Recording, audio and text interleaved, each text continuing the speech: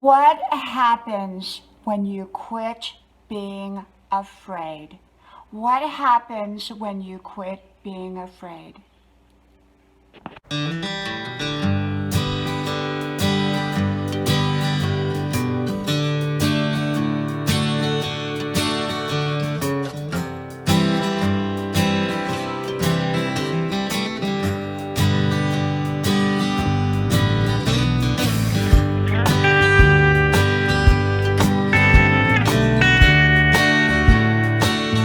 What happens when you quit being afraid? What happens when you quit being afraid?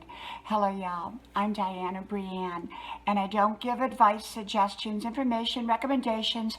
I just share with you my perspective on different topics, as is with this one. I hope you like, share, subscribe. Channel names are pinned to the top of the comment section or description box below. Well, we are having this gorgeous day. I just got in from my 5-mile run. I'm heading for the gym and I wanted to pop on and make a video. And so today is about what would happen if you gave up all those unhealthy fears. We're not talking about the bear charging at you through the woods and you're fearful. That's a good fear because you get out of the bear's way. We're talking about those unhealthy fears that hold us back. That being afraid. Well, I'm kind of afraid if I do this. I'm afraid if I do that. What happens if I go to that party and no one talks to me? What happens if I get in front of that audience and they laugh at me? What happens if I wear this dress or this outfit and no one likes it? You know, we talk ourselves into and out of so much. And the thing is, we want to talk ourselves out of what is not right for our lives, and we want to talk ourselves into what is right for our lives. I see so many people live afraid. You know, they just stay within that little box of safety and they never look outside that box. And there's a whole world outside that little box that a lot of people live in. You know, more and more, I'm always trying new things in my life, especially almost at the age of 65. And I'm still 64, holding on to it, and 29 forever. My attitude age is 29. And yet, I see so many people stuck in that box. Spring water. I love spring water. The only water to drink for me. Anyhow, people just put themselves in a box of narrow choices, narrow decisions, narrow ideas, narrow attitudes, and they just restrict their lives to this little narrow box. They'll go to the same restaurants over and over. They'll go and only associate with the same people over and over. They go to the same places. They do the same habits over and over, even if the habits are not good for them.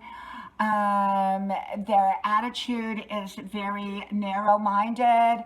And of course, we don't want to be so open-minded, as the saying goes, that our brains fall out. We don't want to be that open-minded, but we want to be open-minded enough that we can see the world around us and all the opportunities. And when we see these opportunities, a lot of times people stay in that box because they're afraid to look out to see the opportunities because maybe they might want one of those opportunities. And what happens if they get out of the box and go for the opportunity? You know, living a full life is being selective, being smart. You know, you don't want to be fearlessly dumb. You want to be fearlessly smart. That means you want to make smart choices and smart decisions. Fear used in the right way can be healthy. Like I said, if a bear is charging at you through the woods, you want to get out of its way. That's healthy fear. But if your fear is holding you back from your best life, it may be an unhealthy fear. And so, in my opinion, so many people live their lives afraid. They're afraid every day about some of the most ridiculous things out there. I too have lived that way in my life. And I too have chosen to give all that up because I realized it's holding me back. I live what I call a smart, fearless life.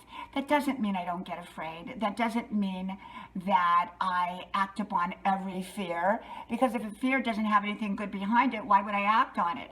But if there's something that's holding me back from my best life, and it's a fear that I feel like I should challenge and go through to move on, like say the fear of public speaking, okay?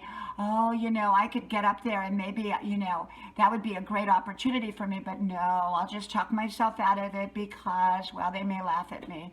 I may make some mistakes or whatever. Do you hear what I'm saying? And so I talk myself into it. I move through that fear and that being afraid, and I get up on that stage anyhow, even if my knees are shaking. It's okay. It's okay, as long as I am going through that fear the best way I know how to get to where I want to go. And so, fearless living is smart living. It's not dumb living. People who make dumb choices fearlessly, that's not healthy. That's not good. But when you're making a smart choice that's going to better your life, sometimes it can be a little bit scary. Sometimes we can be a little bit afraid. But for me, it's usually worth the effort, worth the time, and worth moving through that unhealthy fear. From my house to yours, may God bless you. I hope you like, share, subscribe, and I hope to talk to you soon again. Bye-bye.